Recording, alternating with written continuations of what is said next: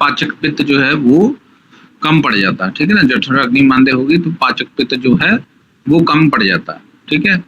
तो उस पे क्या होगा, मतलब कि जठराग्नि वीक होगी तो कोई उसके ऊपर जो खाने के ऊपर है उसके ऊपर कोई एक्शन नहीं होगा, ठीक है। भुक्त पदार्थ जो है आमावस्था में ही कन्वर्ट हो जाता है, वो आमावस्था में कन्वर्ट हो, उसमें पक्वता नहीं होती। मंद अग्निता भी तरतम भेद से विभिन्न प्रकार की हो जाती है। तरतम भेद से यानी वही विषमाग्नि या मंदाग्नि, ऐसे उसमें जो वो तो चलो 400 भाव वाली है ना, तो कहने का मतलब है कि अग्नि जो है वो कमजोर पड़ती चली जाती है, हो सकती है। अतएव कदाचित कुछ पाचन होने से, वही बात, कहीं पर कुछ पाचन भी हो जाता है, ठीक है। कुछ पाचन होने से क्या होगी, अर्धपक्व एवं पाचन ना होने से अन्न पूर्णतया अपक्वावस्था में ही बाहर निकल जाता है, ठीक है। या तो कुछ पाचन होगा उसका या अर्धपक्व होगा, दोनों सिचुएशन होगी। तो उसमें ऐसा ही या तो आधा पका हुआ या बिल्कुल ही आमावस्था में वो बॉडी में से निकल जाता है। इस अर्धपक या विदग्ध रस का शोषण नहीं होता, अतः भूत अग्नियों का कार्य अवरुद्ध हो जाता है। तो कहने का मतलब इनके ऊपर अग्नियां कार्य नहीं कर पाती सही ढंग से, तो वो ऐसा ही अपक्व रह जाता है।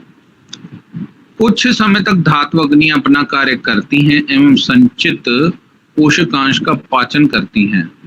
परिणाम स्वरूप धातुओं क्रमशः क्षय होने से शरीर की कृशता अधिकाधिक बढ़ती चली जाती है। अच्छा, अब बात ये भी कर रहा है कि अब वो जो रस, अधपका रस भी बन रहा है, उस पे क्या हो रहा है, उस पे जो है वो आधा पका हुआ रस जो है वही चला जाता है, जो प्रॉपरली अच्छी तरह से पका नहीं, वही रस धातु ले लेती है।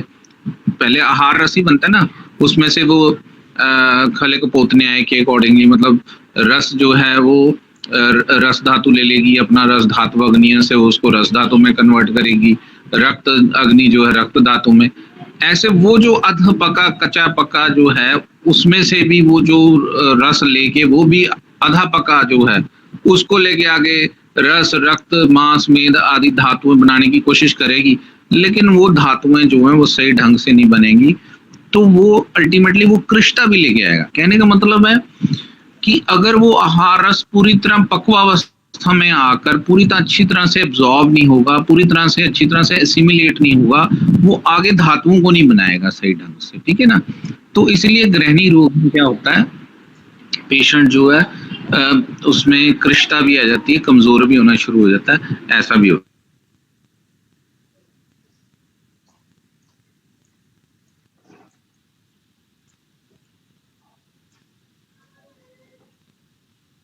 मोटापे के कारण, मेद धातु के बढ़ने के कारण, चलो वो एक बात होगी, कपज प्रकृति वाला पुरुष शुरू से है, तो लेकिन उसके बावजूद भी उसमें क्या होगी, वीकनेस होगी, उसमें जो धातुओं जो है प्रॉपरली नहीं बनेंगी, और विद टाइम वो भी जो है जो पेशेंट है जो ऐसा जो कफज प्रकृति वाला भी धीरे धीरे वो भी कमजोर होगा, थोड़ा बहुत तो वो भी कमजोर होगा, ठीक। कहने का मतलब है कि धातुएं जो हैं आगे धातुएं नहीं सही ढंग से बनेंगी।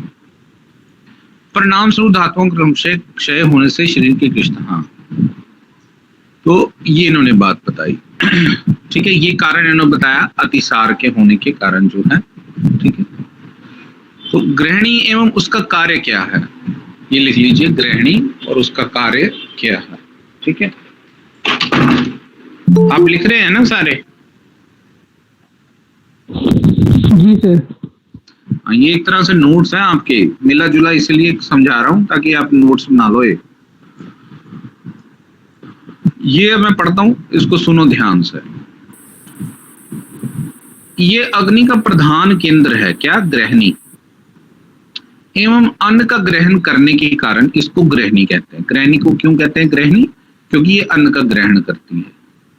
ये पाचक पित्त की उपस्थिति रहने पर, अगर पाचक पित्त रहता है, सही ढंग से बनता है, रहने पर, पाचक पित्त क्या है, पाचक पित्त का मतलब है, मैंने आपको अभी पीछे बताया, जितने भी जूसेस निकलते हैं, पैंक्रियाज में से जूस निकल रहे हैं, जितने भी एंजाइम्स निकल रहे हैं, वो पाचक पित्त है।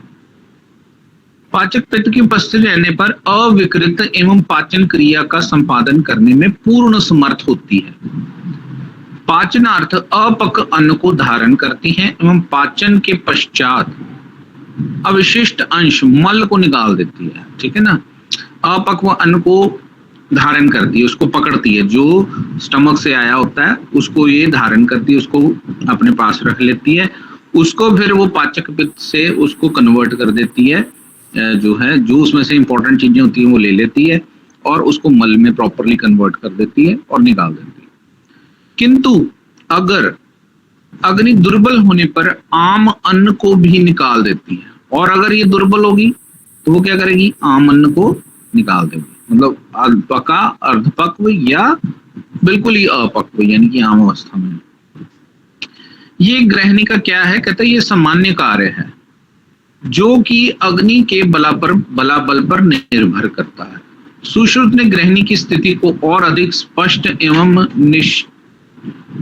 निश्चित रूप से बताते हुए कहा है। अब सुश्रुत ने और भी उसको कैसे क्लियरली बताया कि एक पित्तधरा नाम की कला है, ठीक है, कलाएं बताई हुई हैं, तो पित्तधरा नाम की छठी कला है, ठीक ना, जिस आशय में रहती है ये गृहिणी, पित्तधरा कला में रहती है, ये नोट कर लीजिए। गृहिणी कहाँ रहती है, पित्तधरा कला में रहती है, छठी कला में आशय में रहती है, तथा जो पक्वाशय, बृहदांत्र एवं अमाशय स्टमक के मध्य में स्थित है। देखो कितनी ये सुश्रुत ने बात बताई है, अभी मैं जो बात आपको बता के हटा हूं ये सुश्रुत ने बताई, कितनी अच्छी बात। कहाँ पे रहती है ये पक्वाशय। नमस्कार दोस्तों, पढ़ाए हुए यहाँ हर एक बातों को आपने जरूर नोट किया होगा। इसी तरह के विशेष आयुर्वेदिक चिकित्सा विधि को अगर आप हमारे इस ऑनलाइन क्लास में आकर के सीखना चाहते हैं तो वेबसाइट को नोट करिएगा www.ayushyogi.com। इसमें जाइए, जाकर के लॉगिन कीजिएगा, सबमिट करिए किसी क्लास को, उसके बाद आपको वहां से हर रोज हमारे इस क्लास का लॉगिन पासवर्ड वगैरह मिलेगा। गूगल मीट का आप रोज रात के 8 से लेकर के 10 बजे तक होने वाली नाड़ी परीक्षण और प्रैक्टिकल आयुर्वेदा, इस 2 क्लास को आप प्राप्त करें और एक योग्य आयुर्वेदिक चिकित्सक बनकर के अपने समाज में आयुर्वेद और समाज के लोगों का आप सेवा करें। दोस्तों, यदि आपको हमारा ये प्रोसेस अच्छा लगा तो जरूर सब्सक्राइब करिए और दूसरे लोग जो आयुर्वेद सीखना चाहते हैं वहां तक भी मैसेज पहुंचाने के लिए जरूर आप इस वीडियो को आप शेयर कीजिएगा। आज दीजिए विदा, नमस्कार।